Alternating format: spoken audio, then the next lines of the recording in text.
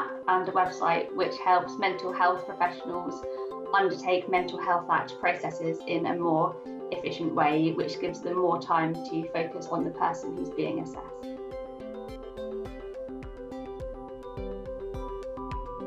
So I am a social worker by background, and I'm an approved mental health professional, an AMP. And AMPs are responsible for setting up mental health act assessments, and of lots of kind of the different things that we do, we need to arrange the most appropriate doctors to attend assessments with us. And I was very frustrated a fair few years ago now, seeing my colleagues and I spend sometimes hours on end trying to find available local doctors by phoning doctors from a out-of-date paper-based list.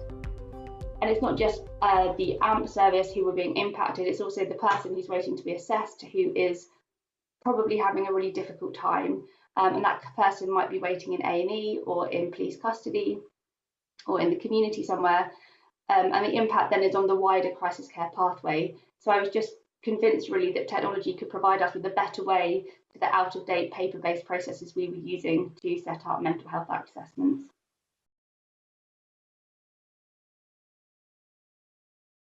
I found a business partner. We commissioned some independent research initially, right at the very beginning, to understand if it really was a genuine problem that kind of enough people were interested in solving. And that's kind of the beginning of it turning from an idea into a kind of more substantive project, I suppose. So in terms of how I started working with the AHSN Network, I initially had been told right at the beginning of this kind of project that because this was a local authority related problem, that the AHSN Network were unlikely to be interested. So that kind of inaccurate information had prevented me from getting in touch with the AHSNs initially. So we did our pilots that started at the beginning of 2018 without any kind of not knowing anything really about the AHSN Network. And it wasn't until the end of the pilots that I thought, I'm just going to have this conversation kind of myself. So I got in touch with Southwest AHSN. They encouraged us to attend the NHS Expo, which was September 2018. And it was at Expo that I met Frank Ratcliffe from Wessex AHSN and explained to Frank what we were doing. And then I kind of ended up having this really great kind of link into Wessex AHSN. Before we kind of went on the entrepreneur course, we had got to a point where we had finished our 2 initial pilots and had written up an evaluation kind of without any external support. Kind of we wrote it with our pilot sites, but it wasn't written up independently. And we had an application in with NHS England for the Innovation and Technology payment, and also for the NHS Innovation Accelerator. So we had those were the things that were running in the background. And so we went and joined the entrepreneur course, and it was just, it was a really interesting 3 days. And it was kind of, I think I left thinking, oh my goodness, I've got so much to learn. Like employing people, that sounds huge. Running a team, the finance, the business cases. But it was kind of a good reality check about actually to kind of move into this space. There is an awful lot of things to think about, and to do this properly, we need to make sure that we are prioritising all of these different parts. So from my background as a social worker, a lot of the business side of things has been really new to me. So it was a really good opportunity to learn about all of the things that I would need to take into consideration. And those events are always really helpful, of meeting other people, other innovators on the journey. And I remember there were successful innovators had come and came to kind of tell us their stories about how they had spread their innovations. And that was really inspiring to hear that actually there is a light at the end of the tunnel, and people do make this work. And I think hearing other people's success stories, knowing how hard the road of innovation is, was really inspiring and really energizing. We were successful with our application for the NHS England in Evidence Generation Fund. So we had sites who were self-funding the platform based on our pilot, so they were doing the implementation work there.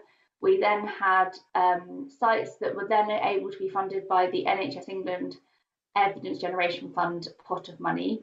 We had an in-house development team, and we started then to employ more account managers within the S12 Solutions team. So we had one employee back in 2018, and then in 2019 we really kind of got on the this amazing kind of start of employing lots of people, because we were able to see that the platform was going to be adopted and people were going to be funding the platform, which meant that we could then invest in our infrastructure. So we then saw the team members build, which meant we could move faster. We were redeveloping the platform from the feedback we'd had from our pilot sites. So from there, in 2019, it was really about getting the new platform in, getting people trained up, getting sites using the platform, and starting to get that further evidence generation, which is again where Wessex has been really, really helpful, because they undertook an independent evaluation of the platform in the Wessex footprint. The outcome of the evaluation has kind of verified and validated all of the things that we had seen and we'd heard from our sites, but it was done in a more kind of formal and robust independent way. The evaluation not only was hugely validating for me and for the team, but it also gave new sites the opportunity to bring that into their business cases. So the S12 team is currently at 26 people, and that's kind of the team members predominantly fall into the camps of the software development team, the support team, and the account management team. The platform is live or being implemented across 70% of England now, and it's live right now in 50% of the country, so 50% of England are using the platform, which brings us to over 4,000 AMP and Doctor users. I think what has supported the spread and adoption has been kind of a combination of things. The AHSN Network has been really helpful in kind of connecting us up with key people, understanding what the challenges are in their local systems and kind of matching innovation accordingly, so that there's not kind of a going in cold approach. The NHS Innovation Accelerator, the NIA, they have kind of just kept me going. We've been very fortunate to be part of NHS England's innovation and technology payment under their EGF programme, and being able to offer sites a opportunity to use the platform where the first year has been funding has really supported commissioners to say yes, rather than having to find budget without local evidence in year one. And last and certainly not least is just the incredible team of people that work for S12 Solutions, working incredibly hard, really understanding the problem, really building relationships with the different stakeholders, bringing project teams together, and working really hard to get sites over the line. And it has not, it's kind of been made harder in a way by COVID, because we can't see anybody face to face and everything we do is remote.